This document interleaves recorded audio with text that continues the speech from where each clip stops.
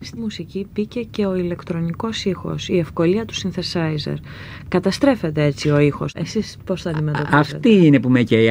Αυτή η ερώτηση είναι που με καίει. Ουδέποτε θα χρησιμοποιήσω ηλεκτρικά όργανα, εγώ τουλάχιστον στη μουσική.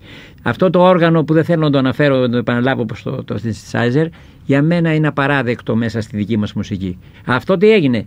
Βάζουν drums, synthesizer μέσα, όλα ηλεκτρικά και ελέγχονται. Και στο δίσκο δεν έβαλα ηλεκτρικό μπάσο, έβαλα κόντρα μπάσο, οπότε για να ακούω. Και μόνο τραμπούκα, όχι drums και ταμπούρα. Όχι. Καθόλου, εκεί είναι το κακό. Γιατί δεν βρέθηκε κάποιο ίδρυμα να πούνε τι παίζετε εσείς. Εκεί είναι ο κορασμός και η κουλτούρα. Στη μουσική μπήκε και ο ηλεκτρονικός ήχος, η ευκολία του synthesizer.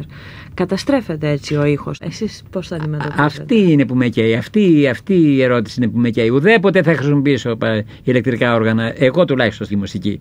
Αυτό το όργανο που δεν θέλω να το αναφέρω, να το επαναλάβω όπως το synthesizer, για μένα είναι απαράδεκτο μέσα στη δική μας μουσική. Αυτό τι έγινε? Βάζουν drums, synthesizer μέσα, όλα ηλεκτρικά και ελέγχονται.